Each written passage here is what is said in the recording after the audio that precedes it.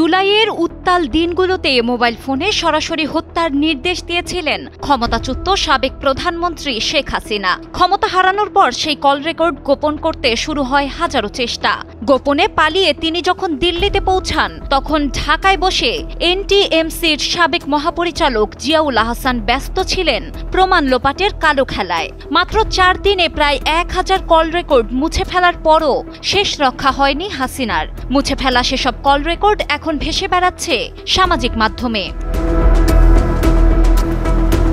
2024 সালের জুলাই মাস দেশের ইতিহাসে ইন্টারনেটবিহীন দীর্ঘতম মাস।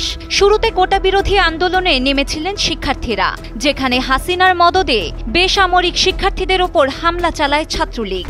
সোশ্যাল মিডিয়ায় হতাহতের সেই ভিডিও ছড়িয়ে পড়লে অল্প সময়ের ব্যবধানে তার রূপ নেয় সরকার বিরোধী আন্দোলনে। দেশজুড়ে ইন্টারনেট বন্ধ রাখে তৎকালীন সরকার, তবুও দমে যায়নি শিক্ষার্থীরা, বরং সময়ের সঙ্গে সঙ্গে পথে নামে লাখ লাখ জনতা। সরকার পতন হলে দেখা যায় ইন্টারনেট বন্ধ করে নিজের জালেই ফেঁসে গেছেন হাসিনা। ইন্টারনেট বন্ধ থাকায় হাসিনা বাধ্য হয়ে ব্যবহার করেছিলেন তার সিম কার্ড, যেখানে জমা পড়েছিল ভয়াবহ সব ফোন আলাপ। ফাঁস হওয়া কিছু কল রেকর্ডের মধ্যে শোনা যায় আন্দোলন থামাতে সরাসরি গুলি করার নির্দেশ দিয়েছিলেন হাসিনা। যদিও তার সব কল রেকর্ড এখনো পাওয়া যায়নি, কেননা হাসিনা যখন দিল্লিতে যেতে ব্যস্ত, তখন ঢাকায় কল রেকর্ডগুলো মুছতে ব্যস্ত হয়ে পড়েছিলেন এনটিএমসির সাবেক মহাপরিচালক জিয়াউল আহসান। আন্তর্জাতিক অপরাধ ট্রাইব্যুনালের এক বিশেষ তদন্ত অনুযায়ী 5 আগস্ট হাসিনার 4টি নম্বরের তথ্যসহ প্রায় 1000 কল রেকর্ড মুছে দেওয়া হয় এনটিএমসির সার্ভার থেকে।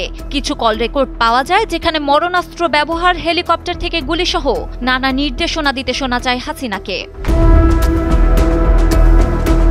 প্রাথমিকভাবে শনাক্ত 4টি নম্বরই হাসিনার। বর্তমানে এই নম্বরগুলো মুছে ফেলার ডিজিটাল এভিডেন্স উদ্ধারের কাজ চলছে। জুলাই আন্দোলন দমন ও হতাহতের তথ্য গোপন করতে যখন তখন বন্ধ করে দেওয়া হতো ইন্টারনেট। হাসিনার নেওয়া সিদ্ধান্তই যে স্বৈরশাসকের প্রমাণ রাখবে, তা হয়তো সে আন্দাজও করতে পারেনি। ডেস্ক রিপোর্ট, সময়ের আলো।